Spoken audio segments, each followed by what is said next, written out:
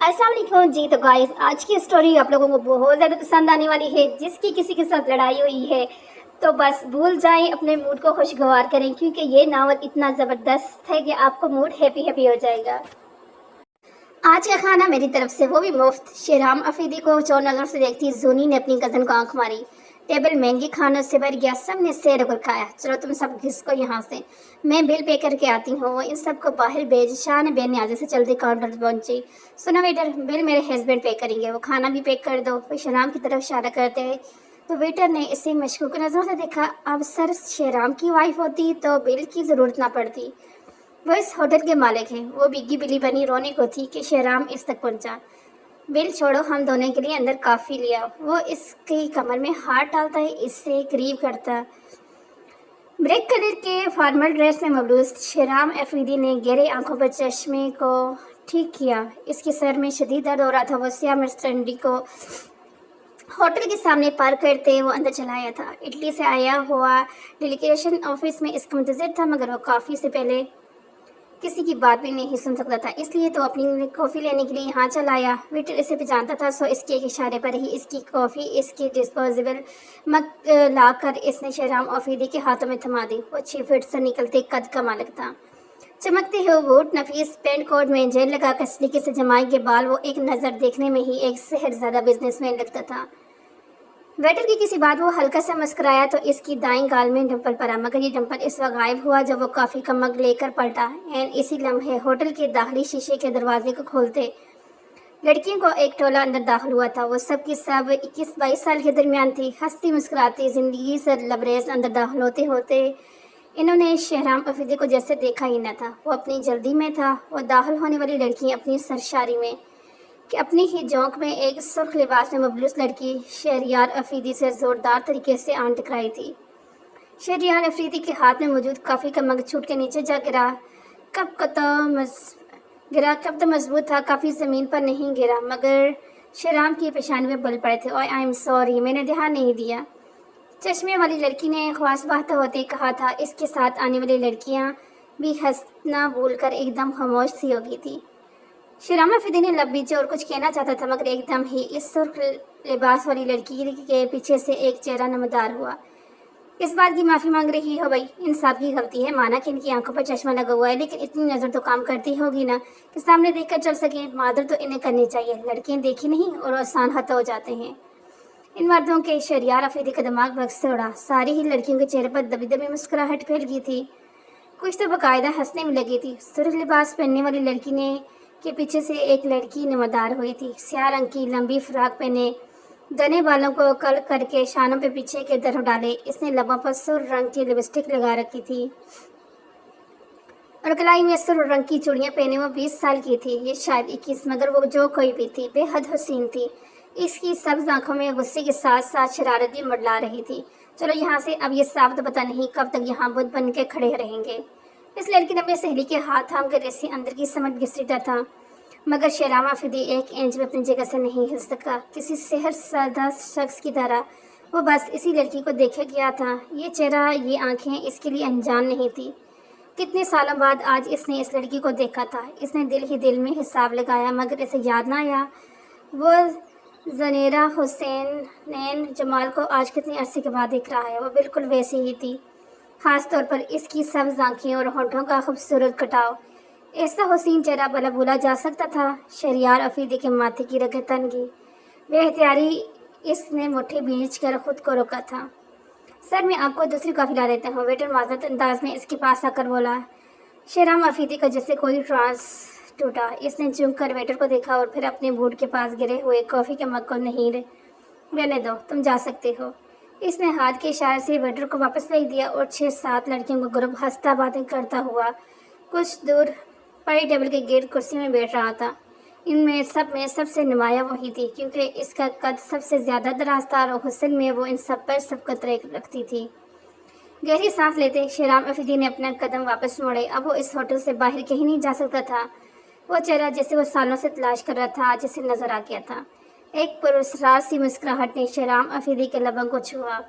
इंतकाम का पहला मोहरा इसके हाथ में था। वो खेल जिसे वो सालों पहले तरतीब दे चुका था, आज इसकी शुरुआत होनी थी। किस्मत इसके हक में थी। तलाश से पहले ही इससे दुश्मन की बेटी नजर आ गई थी।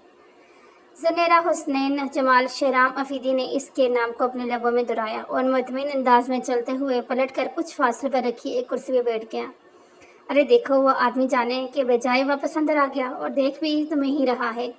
ज़ोनी, अब तो तुम्हारी खैर नहीं है, आयशा ने सनसनीखेज अंदाज में कहा तो मेन्यू पर नजर दौड़ाती ज़ुनैरा हुसनैन जमाल ने एक दम मुड़कर देखा तो वाकई इन सब से कुछ फासले में बैठा था और इत्मीनान अंदाज में टांग पर टांग जमाए सोफे की पच से टेक लगाए वो मोबाइल के बजाय टेबल पर रखा अखबार उठा रहा था। इसका अंदाज ऐसा था जैसे वो होटल का कोई वीआईपी गेस्ट हो। सोनी के हल्क तक में कड़वाहट उतरी। अरे छोड़ो भाई, ऐसे लोगों को क्या इम्पोर्टेंस दे रही हो? हुआ हुआ में हमें एटीट्यूड दिखा रहा है ताकि हम लोग मुतासर हो जाएं। ऐसे मर्दों के यही हथकंडे होते हैं।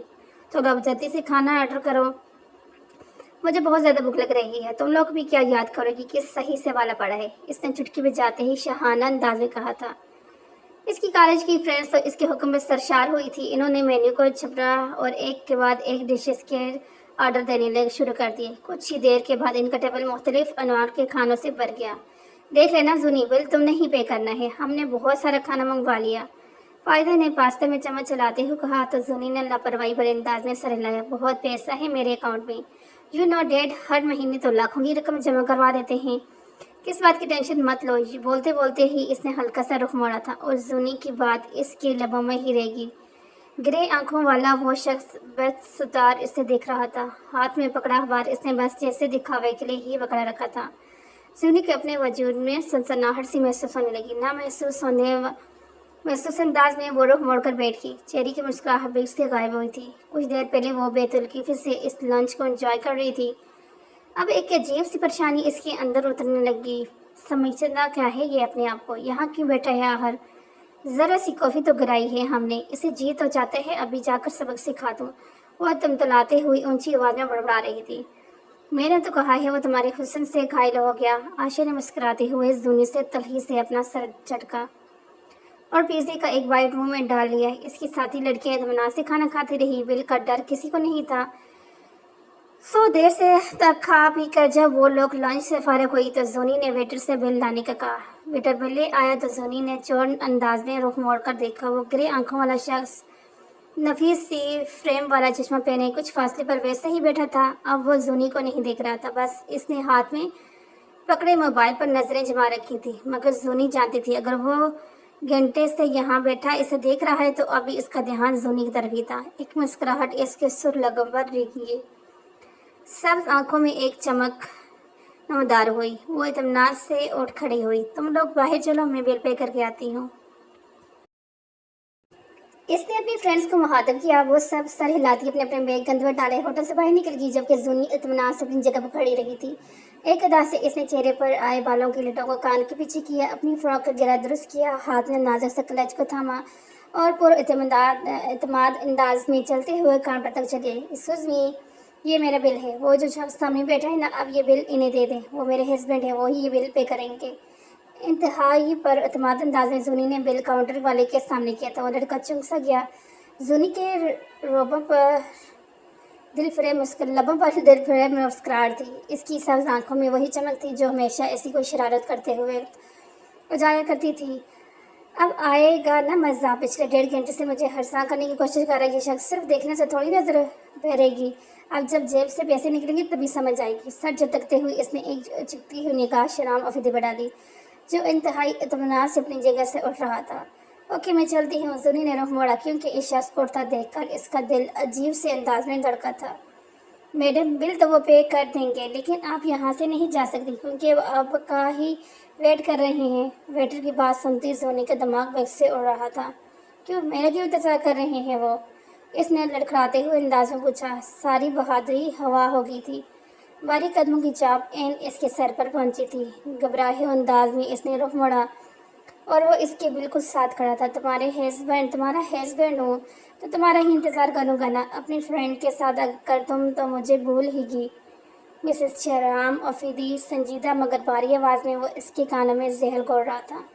ग्रे आंखें ज़ुनी के बावजूद पर जिमी थी। वो जो धीरे धीरे जर्द पड़ता जा रहा था। क्या क्या मतलब है हस्बैंड? ज़्यादा फ्री होने की ज़रूरत नहीं है। دور ہٹ کر بات کریں مجھ سے، وہ گھبرا کر 2 قدم پیچھے ہٹی تھی۔ بڑی بڑی سبز آنکھوں میں خوف کے ساتھ ساتھ گھبراہٹ بھی نمودار ہوئی۔ شہرام افریدی کے لبوں پر ایک بڑی دلفریب مسکراہٹ بھی گر گئی۔ اپنی کہی ہوئی بات سے مکرنا اچھی بات نہیں ہے۔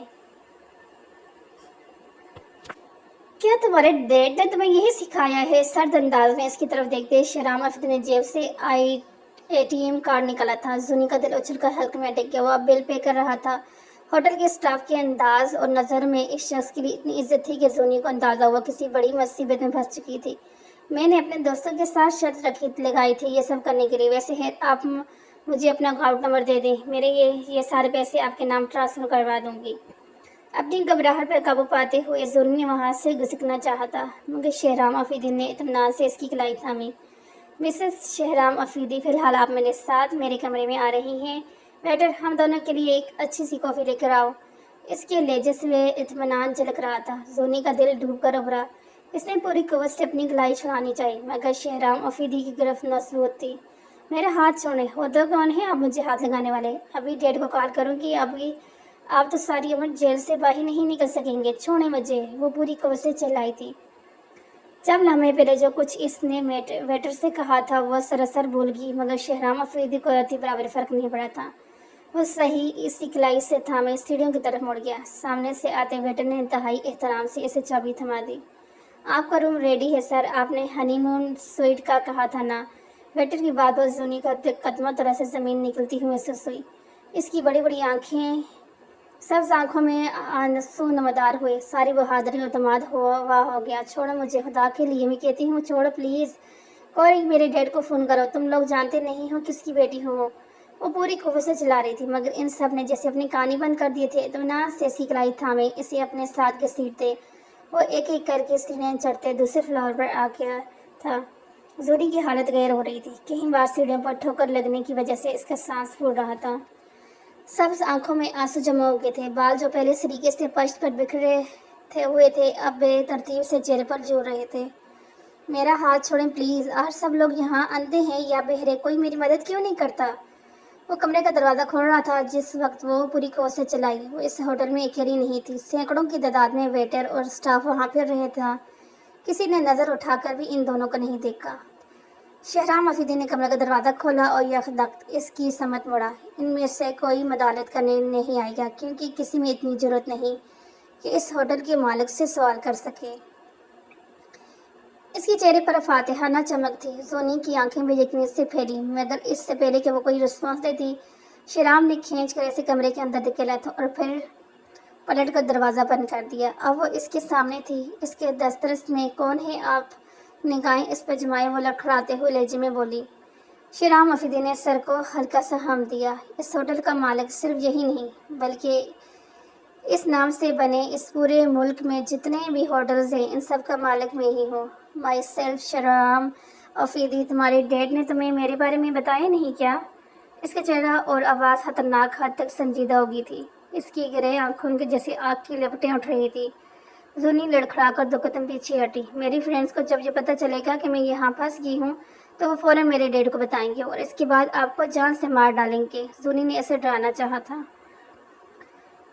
مگر وہ انتہائی اطمینان سے اپنا کوٹ اتار رہا تھا۔ اس کی نگاہیں ہموار زونی پر ہی جمی تھی۔ تمہاری فرینڈز یہاں سے جا چکی ہیں کیونکہ میرے آدمی نے تمہارے فون سے انہیں میسج کر دیا ہے کہ تمہیں ایک ضروری کام آ گیا ہے، تم کچھ دیر اسی ہوٹل میں رکو گی۔ وہ مزے سے کہتا اب ٹیبل پر پڑی بوتل کھول رہا تھا۔ بوتل میں سرخ رنگ کا مشروب تھا۔ زونی نے لڑکھڑا کر بیڈ کا سہارا لیا۔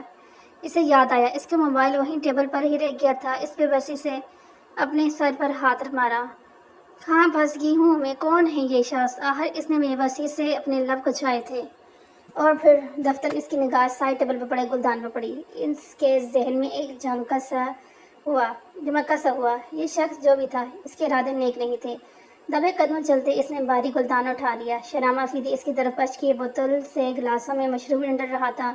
تمہیں اتنا خوفزدہ ہونے کی ضرورت نہیں ہے، میں اتنا برا آدمی نہیں ہوں۔ بس کچھ دیر بعد شہرام افریدی کے جملے اس کے لبوں میں ہی ادھورے رہ گئے تھے کیونکہ زونی نے پوری قوت کے ساتھ گلدان اس کے سر پر مارنے کی کوشش کی تھی۔ وہ تیزی سے پلٹا۔ زونی کا ہاتھ ہوا میں معطل رہ گیا۔ وہ گلدان اس کے سر پر نہ مار سکی کیونکہ اس سے پہلے ہی شہرام افریدی نے اس کی کلائی تھام کر اسے ایک زوردار جھٹکا دیا تھا۔ گلدان چھوٹ کر نیچے جا گرا۔ سونی کی نگاہیں بے یقینی سے پھیلی۔ افسوس ہو رہا تھا، بس اتنی سی ٹریننگ دی ہے تمہارے ڈیڈ نے۔ شرام آفریدی نے اس کی کلائی سے پکڑ کر اسے جھٹکا دیا اور اسے پوری قوت سے اپنی گرفت میں کر لیا تھا۔ وہ سنسی رہی، بہت حساب باقی ہیں تمہاری فیملی کی طرف۔ میرے آج تمہارے وجود سے ایک آدھا انتقام تو پورا ہو ہی جائے گا۔ شرام نے اس کے گلے میں پہنا باریک سے دوپٹہ کھینچ کر تار پھینکا تھا۔ اس کی سانسیں تھم گئی، وہ کچھ بول نہ سکی۔ کچھ بولو گی نہیں، معافی نہیں مانگو گی اپنے باپ کی کرتوتوں کی؟ گڑگڑانا تو چاہیے تمہیں، مگر تم جیسے فرعونوں کو یہ سب آتا کہاں ہے؟ ایک جھٹکے سے اس کی گردن دبوچتے شہرام آفریدی نے کے چہرے پر جھکا۔ ایک سسکی زونی کے لبوں سے نکلی تھی۔ شہرام ایک لمحے کے لیے رکا۔ وہ اس کی گرفت میں تھی، انتہائی قریب کہ اس کی دھڑکنوں کو محسوس کر سکتا تھا، اس کی بے حد مدھم ہوتی سانسوں کی آواز سن سکتا تھا۔ وہ دھیرے دھیرے لرز رہی تھی۔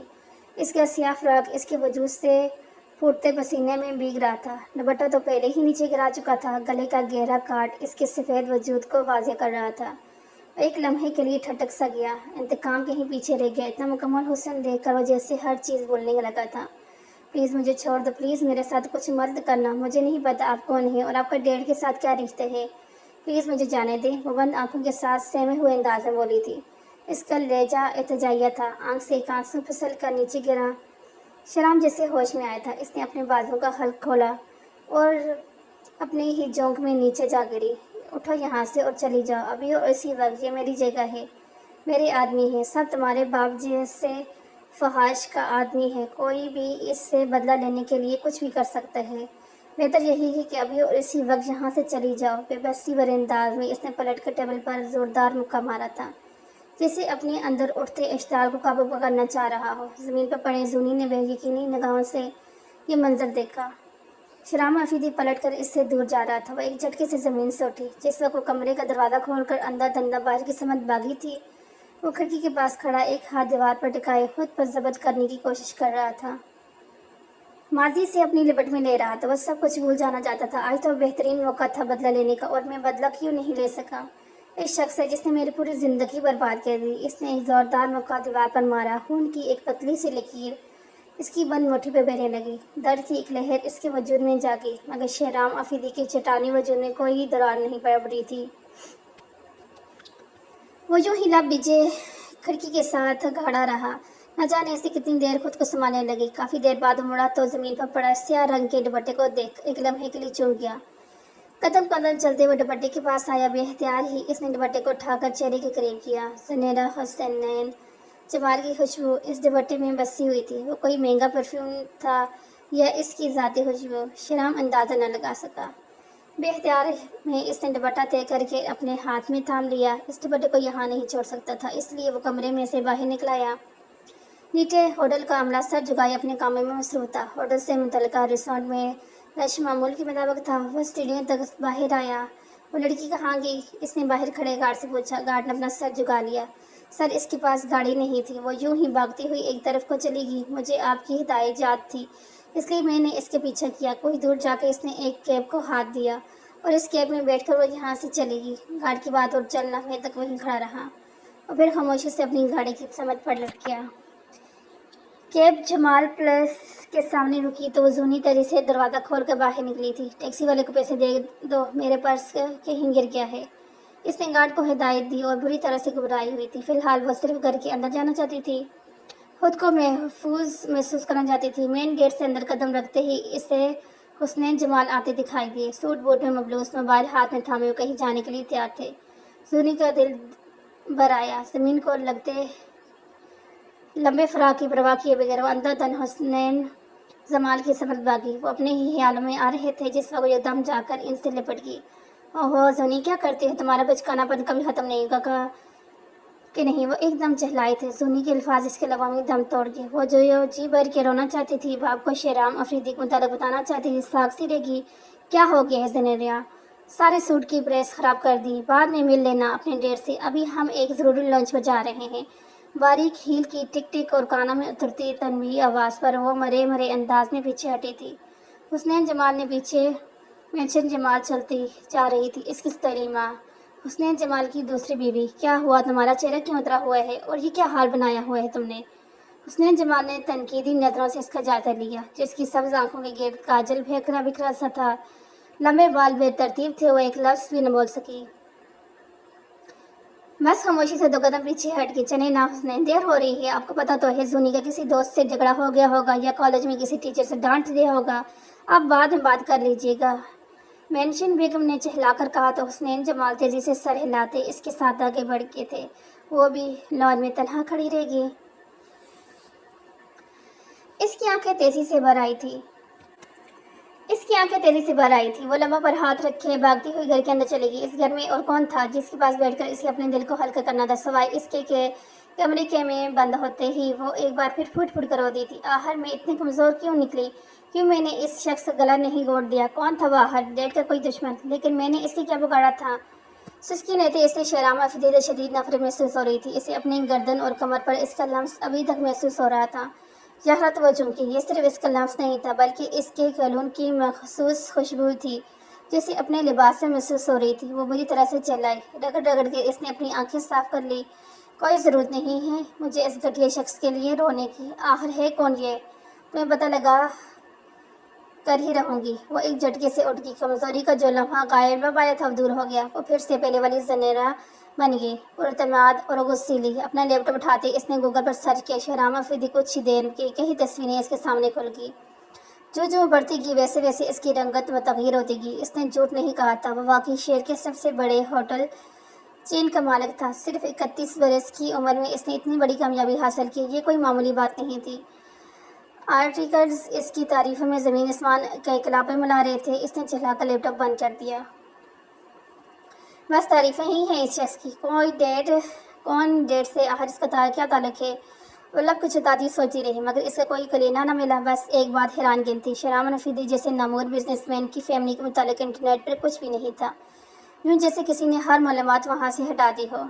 رات بھر وہ سو نہیں سکی، ملازمہ نے آ کر کھانے کا پوچھا مگر وہ ایسے ہی پڑی رہی، ڈیڈ کے نزدیک کبھی میں اہم رہی ہی نہیں۔ اور وہ شخص مجھے ڈیڈ کا نام لے کر کیا کچھ کہہ رہا تھا، ان کو شاید میری شکل بھی ٹھیک سے یاد نہیں۔ اندر ہی اندر سلگتی وہ رات دیر تک آنسو بہاتی رہی۔